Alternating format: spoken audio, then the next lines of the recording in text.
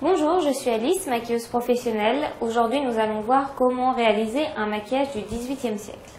Le XVIIIe siècle est une époque raffinée. Les caractéristiques de ce maquillage sont un teint blanc, des joues rouges et des lèvres très prononcées.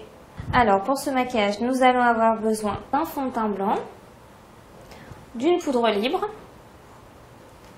d'un rouge à lèvres grenat et d'un fard à joues rouges. Et pour les pinceaux, nous allons avoir besoin d'un pinceau poudre, d'un pinceau pour le teint, d'un autre pinceau qui permettra de lisser le teint, d'un pinceau blush, d'un pinceau eyeliner et d'un pinceau lèvres. Et enfin, nous allons avoir besoin de l'eyeliner noir pour faire les mouches, caractéristique du XVIIIe siècle. En première étape, je vais réaliser le teint blanc. Pour cela, je vais avoir besoin de mon fond de teint blanc et du pinceau pour le teint. Alors, j'en prélève une assez grosse quantité, puisqu'il ne faut pas hésiter à en mettre. À cette époque, les teints étaient très chargés. Procédez par tapotement pour qu'il y ait une plus forte couvrance.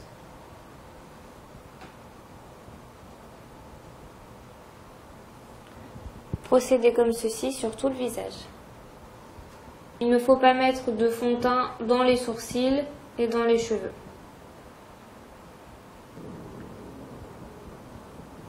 Donc maintenant, je prends un plus petit pinceau pour le teint pour lisser les côtés et les fondre avec la racine du cuir chevelu.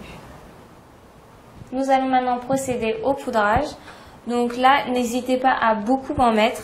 Pour deux raisons, parce que le teint est chargé au XVIIIe siècle et pour que le fond de teint blanc tienne bien.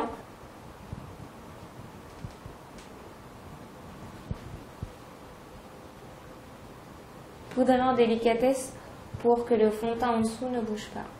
Nous allons maintenant passer à l'application du blush.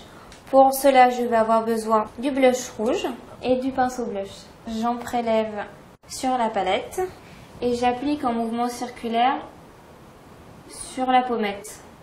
Donc ça reste assez centré, il ne faut pas étirer le blush jusque là. C'est vraiment des pommettes roses, donc c'est un petit rond rose.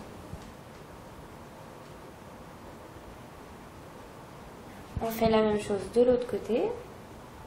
Nous allons maintenant passer à l'application du rouge à lèvres grenat. Je prélève du rouge à lèvres sur ma palette et j'applique sur les lèvres. Donc on peut en appliquer plusieurs couches parce que faut que le rouge à lèvres soit bien couvrant.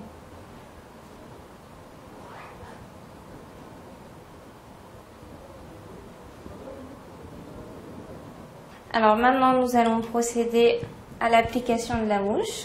Donc pour cela, je vais utiliser l'eyeliner ainsi qu'un pinceau fin spécialement pour les eyeliners. Donc c'était très répandu à cette époque-là de mettre une mouche. Généralement, elles étaient faites en taffetas. Donc je vais la placer près de l'œil, ce qui signifie passionné. Donc vous pouvez également placer les mouches autre part sur le visage ou sur le décolleté. Elles ont chacune une signification différente. Sous la lèvre, c'est friponne ou coquette. Sur le nez, elle signifie effrontée ou gaillarde. Sur le front, c'est la majestueuse. Sur la joue, elle signifie la galante. Et sur la poitrine, la généreuse.